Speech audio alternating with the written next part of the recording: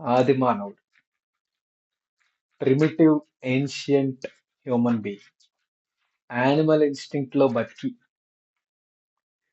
పులి, నక్క, కుక్క చూసి భయపడ్డాడు. అప్పుడు ఒక స్ట్రెస్ వచ్చింది, యాంగ్జైటీ వచ్చిందంటే ఒక అర్థం.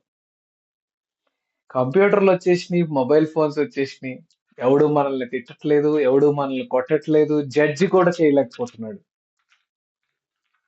జడ్జి కూడా చేయలేకపోతున్నాడు.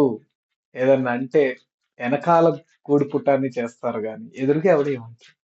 అయినా యాంగ్జైటీ, పట్టించుకోవట్లేదని యాంగ్జైటీ, నాకెవరు అటెన్షన్ ఇవ్వట్లేదని యాంగ్జైటీ. బెస్ట్ బిహేవియర్ ఇస్తున్నాం అందరికి.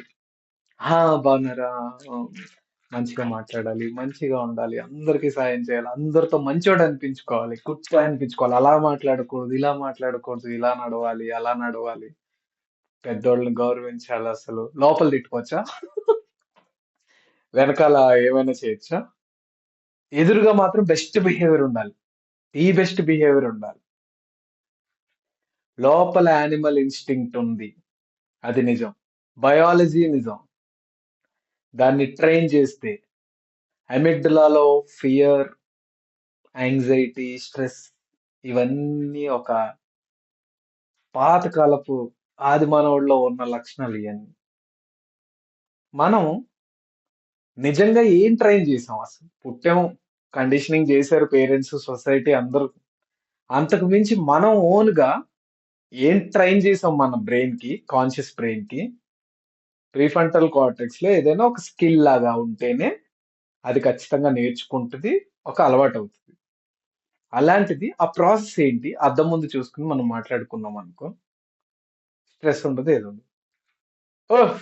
నువ్వు స్ట్రెస్ గిస్ అంటున్నావు, స్ట్రెస్ అందరికి ఉంది, అవునవును, మా గల్లీలో అందరికి ఉంది, జెన్జీలు వాళ్ళకి వీళ్ళకి ఉంది, నాకు అసలు లేదు.